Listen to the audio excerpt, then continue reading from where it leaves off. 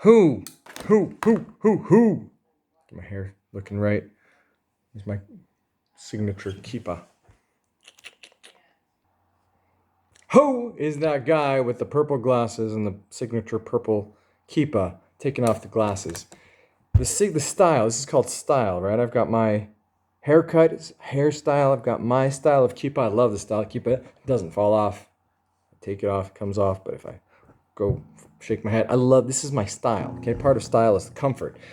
You're a bar mitzvah boy, bat mitzvah girl. You've got your style. You've probably picked your clothes, and this might be the first time you're really wearing them. You might have tried them on, only tried them on before. Part of your bar mitzvah is wearing new clothes and doing something new. People are going to talk a lot about how you're a man today or you're a woman today, and you might say a Devar Torah, you might not. You might do a siyum, you might not. You might give some gratitudes in public, you might not. You might say something like about a fond childhood memory with one of your siblings, you might not. There's a lot of things that might happen at a bar mitzvah or might not. I think you get the picture. We don't know what's going to happen at your bar mitzvah party or bat mitzvah party. Nobody knows. What do you call a body with no nose? Nobody knows. So here's this guy with the guitar here and the guitar over there, and he's a DJ? Like, really? I mean, like, sounds like he's playing guitar. Sounds like maybe he's like a live musician, but I also play guitar.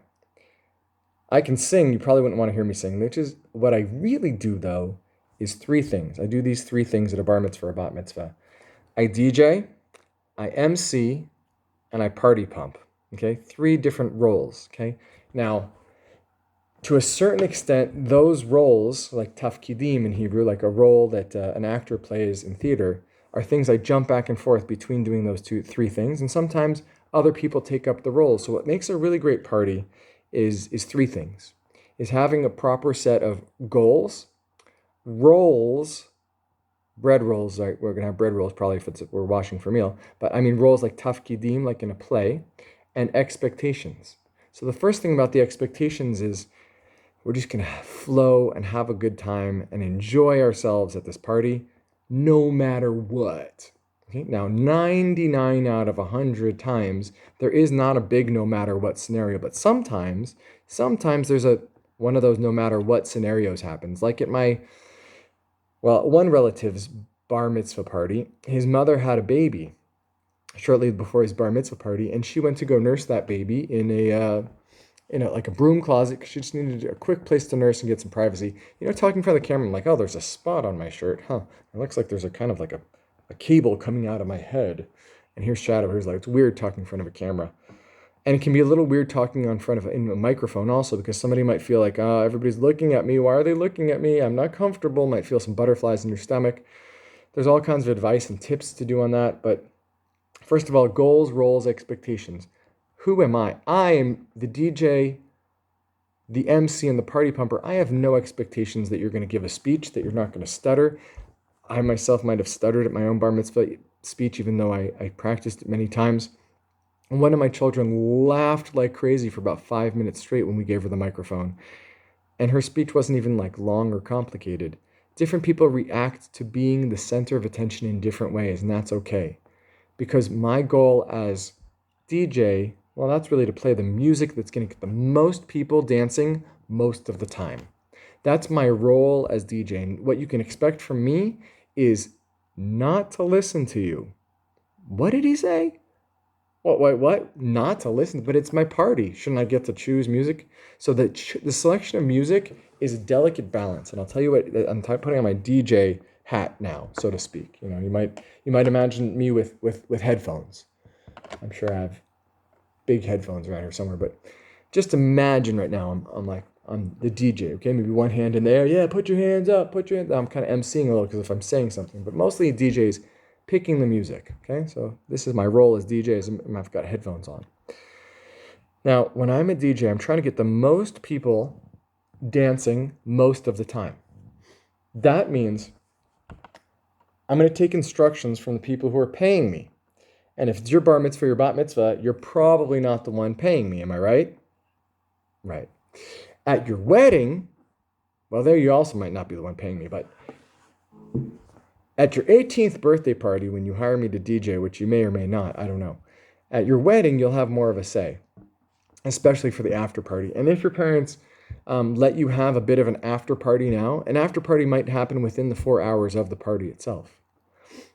Why do I say 4 hours? Because typically a bar mitzvah party, if there are adults there, is a 4-hour long event from the time we start music, from the time the guests are called to come, to the time the last guest leaves, 4 hours. Now, after a 4-hour party's over, there's quite a mess to clean up, and that's when it's time for you, Mr. or Mrs. New, I am now a adult, to pick up a broom and not go, hey, what presents did I get? What checks did I get? I'm sure you're going to be feeling really excited, but pick up a broom and start sweeping up some floors. Confetti. Or not. Whatever is your family system. But it's advised. People came to celebrate you. They made a little bit of a mess. Pick up a broom. It's like the first mensch thing you can do after, like the very first thing that you can do that's mensch-like, instead of going like, how much money did I get? It's like, how can I be of assistance here? Because usually there's a bit of a mess. And people have just been of service all day long. The caterers have been cooking all day long and serving all day long and setting tables and bussing tables and clearing tables. Because becoming a bar mitzvah or bat mitzvah it's not really about like a party. That's like maybe like a sweet 16, like who knows why 16 has anything to do with anything, but we're going to have a party for the sake of having a party and spend as much money as we can to make that party great. Here at a bar mitzvah, that's not what's going on. We're actually celebrating something. I'm not going to say you're becoming a man or you're becoming a woman. That is the meaning of whatever the meaning of the bar mitzvah is. But remember how I started this? I was talking about this is my signature style kippah. These are my style glasses. Now you may have picked your clothes like I picked mine. Or it might be that your parents or somebody picked your clothes for you, but they picked a certain style of clothes. And you're saying a shechianu on the clothes. Because in a way, you're in a new stage in life. And these new clothes that you're wearing for your bar mitzvah represent that a little bit. Okay? There. I went off a tangent there because I was talking about DJing and my selecting music. But my point is, you're having an experience, a transformational experience that you can't tell from one day to the next by looking in the mirror. It doesn't look like a different person. It looks like the same person I looked at yesterday. In our tradition, there is something transformational happening with you, to you, or through you that is not really up to me to explain to you, okay? Because our tradition gets translated in lots of different ways. So your parents will have one understanding of what that means to them now that they are not children anymore, that they're b'nai mitzvah. And the other people in your life, your rabbis or your teachers or your friends parents, or your cousins or anybody on the street is going to have a different sense of what it means that they are now a ben mitzvah or chayav in mitzvot. What you're having now, what you're going through right now or about to be going through is the experience of that and the experience of celebration of that fact. Does that make sense?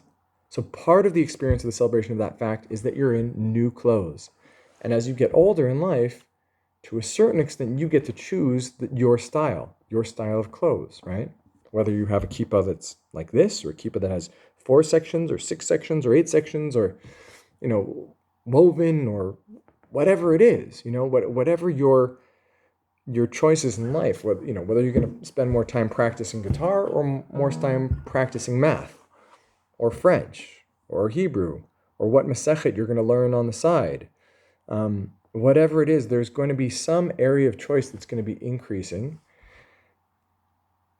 What's happening now at this party depends partly on the relationship with your parents and you and me as DJ. If they want your input on the music, they will offer you input. They might say, I don't want my child to pick any of the music. That's rare when people call me. They usually want the children to have some sense of selection in the music. Now, if you're new to bar mitzvah classes, like if you're one of the first ones in your class, you may have no idea. Or you might be like me, and ever since going to a bar mitzvah, you started taking mental notes and asking the DJ, hey, what song is that? I for sure want to have that at my party. And after my bar mitzvah party, I took notes to go, hey, what song was that? I for sure don't want that at my wedding. Or that one I for sure want at my wedding. And just always thinking of the next time I'm going to get to hear that song. Okay? When I was your age, Spotify and YouTube hadn't existed yet. So it wasn't like I could just hear whatever music I wanted whenever I wanted. It was like I had to work and save money and then buy the whole album, even though I wanted one song maybe. And then things started changing after that. But the thing is, what hasn't changed is generally children under up to 12 years old don't get to listen to music on 12-inch speakers. Okay, that's the size of the speaker that I bring, like a 12-inch or a 15-inch, and feel that boom of the music. The audio, the sound is transmitted through waves, right? So there are certain frequencies that we just won't hear on little earphones, little earbuds like this. We're just not going to hear a certain boom, boom, the kind that you can feel in your chest a little bit, that make you go like, yeah, I want to move to this. So that's what's something special about a bar mitzvah party with a DJ. And I understand you want to select some songs. So the thing is, I'm part of the Holy SIMCHAS, okay, events group, okay, DJ Elik, and there are limits to what I will play. So if somebody's picking songs that are really, really raunchy, I'm just not going to play them, okay, because I work for Holy SIMCHAS. That doesn't mean I'm not going to play Cha-Cha Slide or Cotton Eye Joe or, Watch Me Whip, Watch Me Nene. Those are things that I'm comfortable playing, okay? If the parents are comfortable with having those. Some parents aren't comfortable with those at all. Some people want to stick to Ani Ma'amin, Be'emunah Shelema, and basically, if it's by Yaakov Shweki or Mordechai ben David, but those are fewer and far between. But there are parents with that perspective, even if they listen to other music in the house, because that's part of the community standard that they uphold. And then there are parents who will say, whatever my kids want. And I say, well, let's hear about what your kids want, because if it's too raunchy, then I'm the wrong DJ for you. The levels of music that I'm comfortable with are dances that have, either some kind of silly content or content that we can't really make out the words, like Macarena, like unless you speak Spanish, you don't really understand what it's talking about. And it has a cute, cool dance to it, bubble it. If there's a clean version of a song, then I'm fine playing all those. Those are wonderful for me to play. Those are because they help me. Remember I talked about goals, roles, and expectations?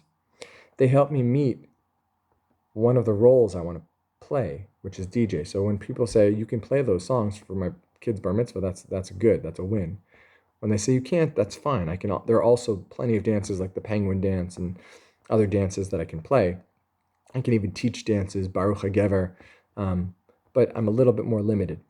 But I respect that, okay, because it's not my place. My role is not to tell people how they should, make music choices for their children. That is not my role, okay? I would call that maybe like the rabbi role. That's not my role. Goals, roles, expectations. So my role as DJ is to play whatever. So if I can see that the Saba is going to come onto the dance floor, if I play a certain song or at a certain beats per minute, a certain tempo, I might slow down the music. If I see that the dance floor is all congested, I might slow down the music and tell somebody, hey, go make 2 dance circles instead of 1. If I see that people are tired of dancing in a circle, I might jump down there and say, hey, let's follow the leader. I'll be the first one, just do whatever I do, okay? We'll put stars in the sky, everybody, okay? Stars in the sky. Some kind of pantomime movement. And then everybody's doing that, we're going to throw 2 stars on this side, 2 stars on that side, right? And then invariably, that means always, somebody else wants to come take my place and be the leader, which is exactly the hope. Now, I might have a giant necklace that I give on to that next person. And say, this person's on the stage, everybody else does what they do. And we can keep trading out who's there. Sometimes I might say, okay, this song, it's ready for somebody to go in the center and do a solo dance. Or duets.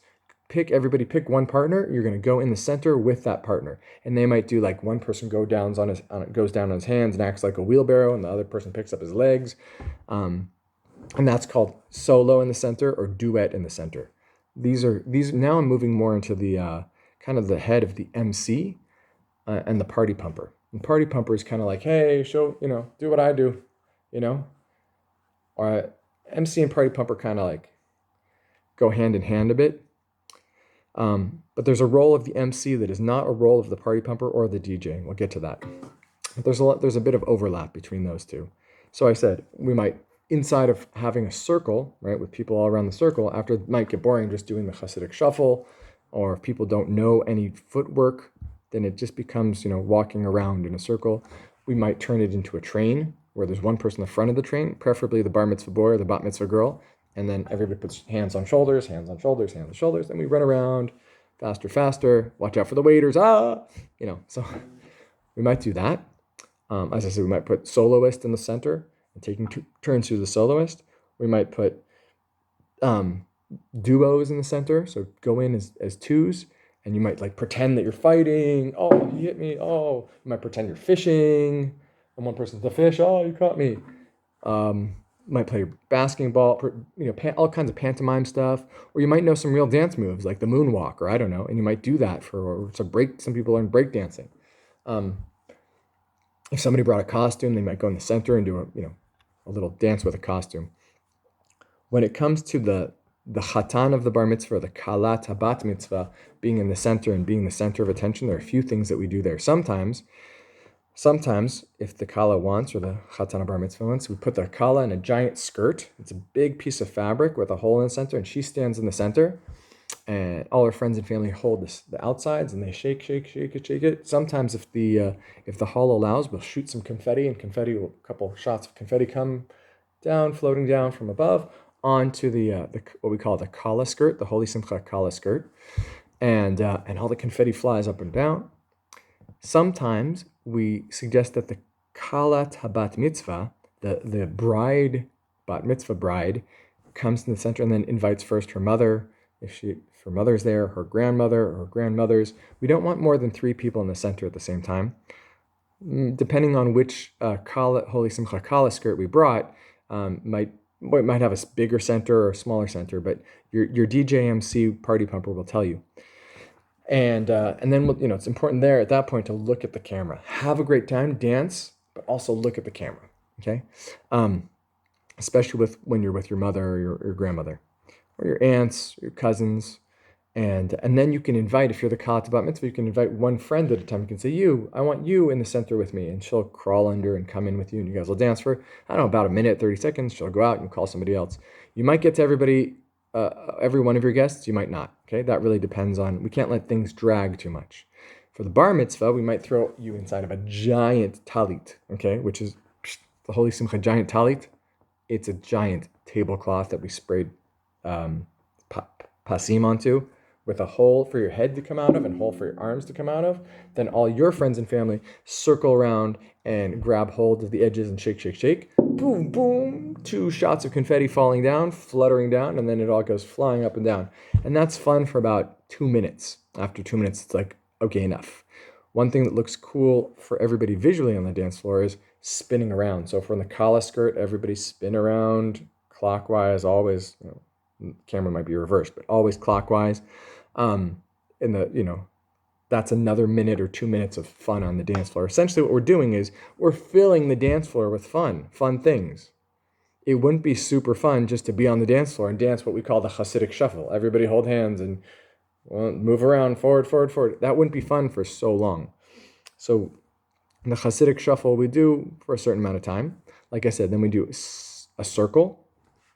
And inside the circle, the chatan bar mitzvah, or the kalat bar mitzvah, dances with one person at a time. This is without the kala skirt. This is just dancing one at a time, or in groups, and the groups will be thematically related. So it could be mothers and grandmothers and the kalat bat mitzvah, or it could be cousins in the kalat bat mitzvah. It could be neighbors in the kalat bat mitzvah. It could be the shevet. Well, that would be a lot of people. Or the class, that would be a lot of people.